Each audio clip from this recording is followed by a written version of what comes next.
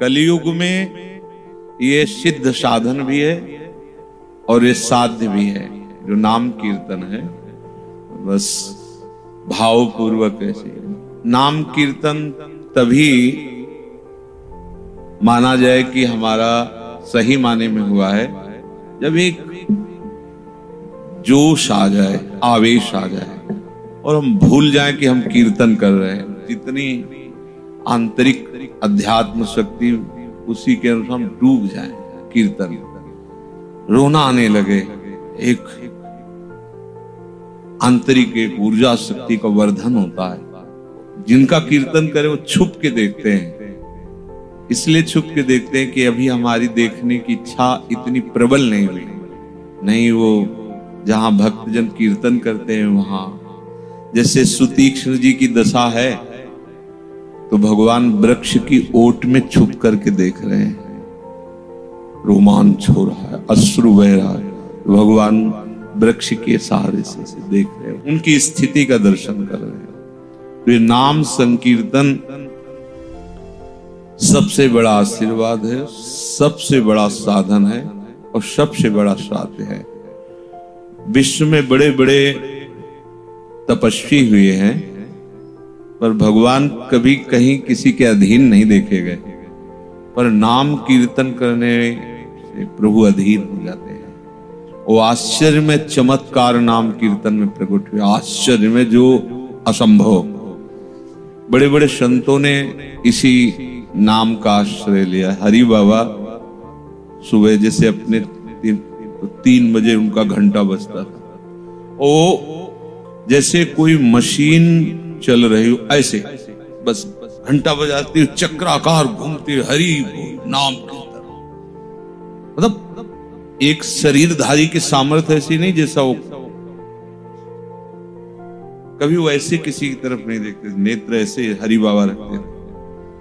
कीर्तन का ऐसा प्रभाव, एक नाम बोलो, फावड़े से बालू तसले में भरो, उठाओ और डाल दो। गंगा जी उस बालू को नहीं काट पाई, नहीं तो 10वें 50 गांव बहा देती थी। वहां के लोगों ने प्रार्थना किया, अनूप शहर में हरि बाबा का बांध प्रसिद्ध है। बाबा से कहा कि बाबा सब गंगा जी, अब उसके लिए तो अरबों खरबों रुपया चाहिए। बाबा ने कहा नाम में बड़ी सामर्थ्य है, हम जैसा कहें वैसा सब करो। एक फावड़ा नाम, तसले में नाम, उठाओ नाम, चलो नाम, डालो नाम। देखते हैं गंगा जी कैसे नाम की मर्यादा को तोड़ती। ऐसा ही हुआ। बालू का बांध, लोग नहीं कहते पागल हो बालू का बांध बना रहे हो, वो बालू का बांध बना। गंगा जी बढ़ी लेकिन उस बालू के बांध को नहीं तोड़ा। क्यों? उसमें नाम शक्ति।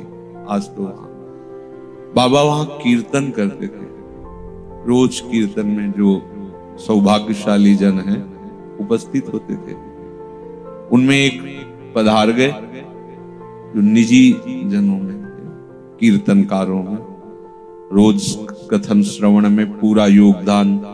बाबा ने कहा, वो बोले बाबा उनकी तो अंतिम यात्रा के लिए विमान सजाया गया और वो बांध दिए गए हैं अर्थी में, और उनका तो वो आपको बता नहीं पाए क्योंकि आप मिलते नहीं। पर नहीं, उनका रोज का कीर्तन का नियम था, बिना कीर्तन के कैसे चले जाएंगे? लाओ उनको कीर्तन। मुर्दा उनका पवित्र होता है शरीर जो भगवत विमुख होते हैं।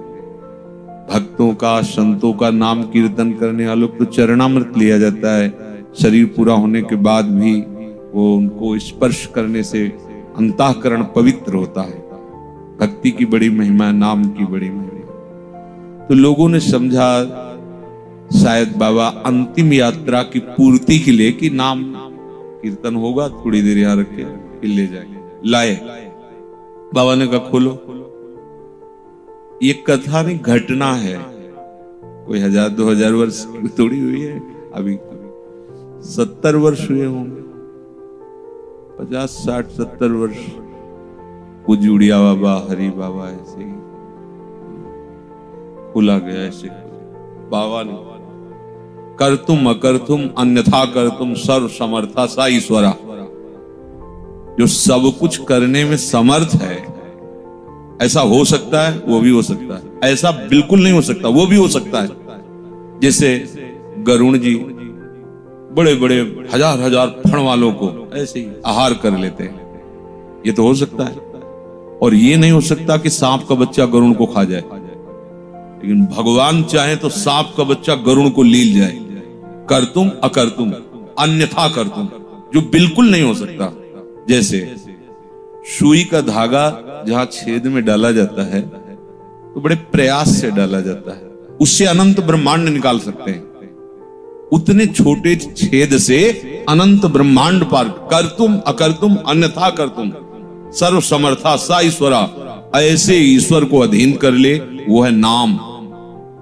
जीव ही नाम कीर्तन भावावेश में किया, हुंकार मार करके जो शव स्वरूप हो गए थे वो शिव स्वरूप होके बैठ गए।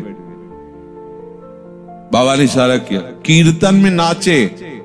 जब कीर्तन संपन्न हुआ तो भगवान का लेट जाओ, लेट गए, पधार गए, चले गए।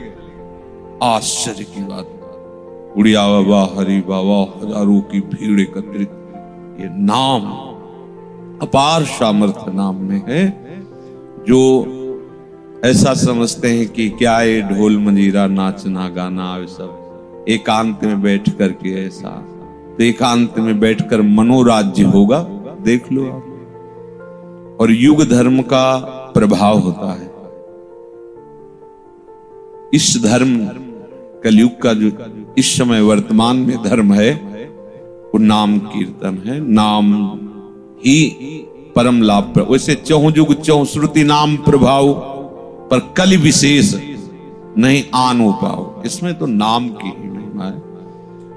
बहुत मंगल होता है जब आप हरि नाम कीर्तन हरि भजन करते हैं तो जो अव्यक्त संत हैं, अविनाशी हैं, उनको यही है वृंदावन में, उनको अच्छा लगता है, प्रसन्न होते हैं अपने आराध्य देव का नाम। उनका प्रसन्न होना हमारा भगवत प्राप्ति के लिए विधान बन जाना है। किसी से आशीर्वाद मांगने की तो जरूरत है नहीं। अब आप भजन ना करें और सोचे कोई आशीर्वाद दे दे, हम सुख शांति को प्राप्त हो जाए, तो बिल्कुल ऐसा नहीं हो सकता, कभी नहीं हो सकता, कोई नहीं कर सकता। सर्व सामर्थ्यशाली भगवान यहां बैठे, यहां, फिर भी हमारी दुख दरिद्रता दोष क्लेश अशांति जन्म मरण नहीं रुक रहा है। यहां बैठे, छाती में बैठे, बाहर भीतर सर्वत्र वो व्याप्त है, पर हमारी दुर्दशा नहीं रुक रही। पर यहां नाम बैठाल के देखो, अद्भुत आनंद की अनुभूति हो जाएगी। नाम कीर्तन करो, नाम सुमिरन करो, नाम सेवा करो। अपने पास तो नाम ही सब कुछ है। नाम कीर्तन करने से जिन जिन के कान में नाम का वो स्वर पड़ता है वो निष्पाप होते हैं, और उनके हृदय में बैठे हुए भगवान की कृपा आपका आध्यात्मिक उत्थान करती है।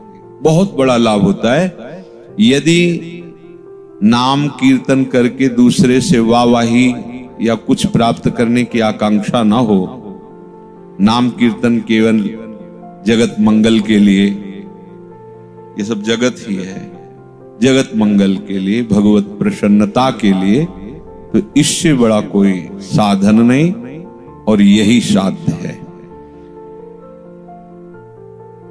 नाम कीर्तन जड़ चैतन्य सबको भगवत स्वरूप प्रदान करता है। जैसे कहा गया कि भगवत प्राप्ति करने का अधिकार केवल मनुष्य शरीर को है। नाम कीर्तन एक ऐसा है कि अगर कुत्ते के कान में नाम पड़ रहा है तो अन्य साधन किए बिना वो भगवत प्राप्त हो जाएगा। बहुत से प्रसंग आते हैं कि वो वैश्या है पर वो अपने सुख को नाम बुलवाती है, तो वो बुलवाने के कारण वो परम गति को प्राप्त हुई, और बोलने के कारण वो सुख परम गति को प्राप्त हुआ। नाम कीर्तन एक ऐसा है, जैसे आसपास बहुत से जड़ चैतन्य है पर